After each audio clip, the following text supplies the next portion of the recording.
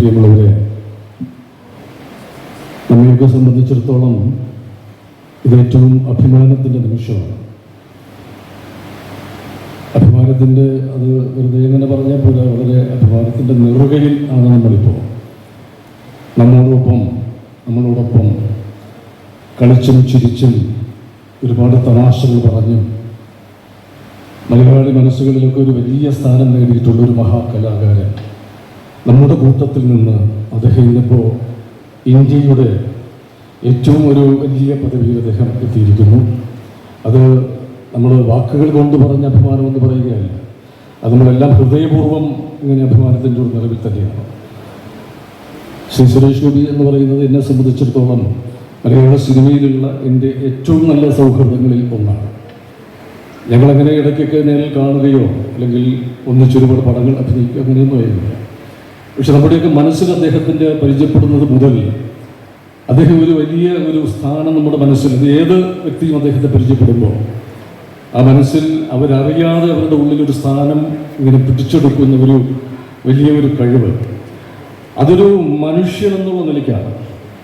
അദ്ദേഹം ഇന്ത്യയിലെ ഏറ്റവും മികച്ച നടനുള്ള പുരസ്കാരം നേടിയിട്ടുണ്ട്. അദ്ദേഹം ഇന്നിപ്പോൾ കേന്ദ്ര മന്ത്രിയാണ്. പക്ഷെ അതിലൊക്കെ ഉപരിയായിട്ട് അദ്ദേഹം ഒരു നല്ല മനുഷ്യനാണ്. അതാണ് നമ്മുടെയൊക്കെ ഒരു വലിയ ആദരവിൻ്റെ ഒരു അടിസ്ഥാനമായിട്ടുള്ളത്. ഇന്നിപ്പോൾ അദ്ദേഹം തൃശ്ശൂരത്തെ ഒരു ജനങ്ങൾ വലിയ ഭൂരിപക്ഷത്തോടെ അദ്ദേഹത്തെ തിരഞ്ഞെടുക്കുമ്പോൾ അത് ആ ഒരു വ്യക്തിയുടെ വ്യക്തിത്വത്തെ കൂടി അംഗീകരിച്ചുകൊണ്ടുള്ള ഒരു വിധിയെഴുത്താണ്. അദ്ദേഹത്തിൻ്റെ മനസ്സിലെ നന്മകൾ തിരിച്ചറിഞ്ഞ മലയാളികൾ എപ്പോഴും അങ്ങനെയാണ്. മലയാളികൾ ഈ നന്മകളെ എപ്പോഴും ഹൃദയത്തോട് ചേർത്ത് നിർത്തുന്നവരാണ്. അവിടെ രാഷ്ട്രീയത്തിനും മറ്റുമൊക്കെ അതീതമായിട്ട് മനുഷ്യന്റെ നന്മയെ കാണുകയും അത് തിരിച്ചറിയുകയും ആ നന്മയെ ചേർത്ത് നിർത്തുകയും ചെയ്യുന്ന ഒന്നാണ് മലയാളി മനസ്സെന്ന് പറയുന്നത്. അതുകൊണ്ട് തന്നെ ഇത് ഒരു വലിയ ഒരു നന്മയുടെ വിജയമായിട്ടാണ് ഞാൻ അദ്ദേഹത്തിൻ്റെ ഈ വിജയത്തെ കാണുന്നത്. അദ്ദേഹം ഒരു മികച്ച കലാകാരൻ എന്ന് ഞാൻ ആദ്യം പറഞ്ഞത്. കലാകാരൻ എന്ന് പറയുന്നത് ഈ സമൂഹത്തെ മുഴുവൻ ഒന്നിപ്പിക്കുന്ന ഒരു വ്യക്തിത്വം കൂടിയാണ്. ഈ സമൂഹത്തെ മുഴുവൻ അത് സ്നേഹത്തിൻ്റെ ഭാഷയിൽ എല്ലാവരെയും എല്ലാ രീതിയിലും ഭിന്നിച്ചു നിൽക്കുന്ന സമൂഹത്തെ ഒന്നിപ്പിക്കാനുള്ള വലിയ ഒരു ശക്തി കലയ്ക്ക്, കലാസൃഷ്ടിക്ക്, കലാകാരനുണ്ട്.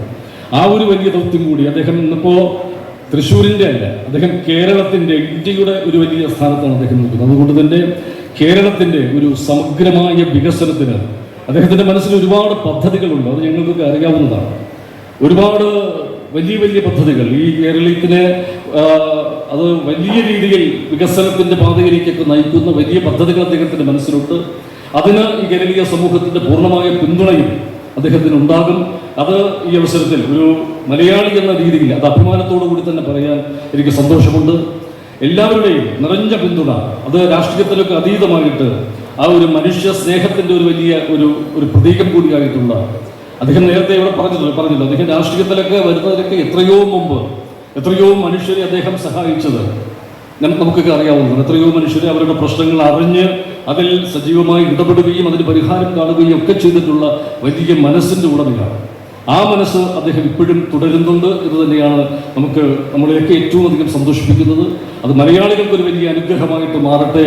കേരളത്തിന് മുഴുവൻ അതൊരു വലിയ നന്മയുടെ ഒരു വലിയ പ്രവാഹം അദ്ദേഹത്തിൻ്റെ ഭാഗത്ത് നിന്ന്, അദ്ദേഹത്തിൻ്റെ ഗവൺമെൻറ്റിൻ്റെ ഭാഗത്ത് നിന്ന് ഈ കേരളത്തിന് ലഭ്യമാകട്ടെ എന്നുകൂടി ആശംസിച്ചുകൊണ്ട് എല്ലാ ആശംസകളും അദ്ദേഹത്തിന് ഇനിയും സിനിമയിൽ, കലാരംഗത്ത് ഒക്കെ വലിയ വലിയ പ്രവർത്തനങ്ങൾ കാഴ്ചവെക്കാൻ കഴിയട്ടെ.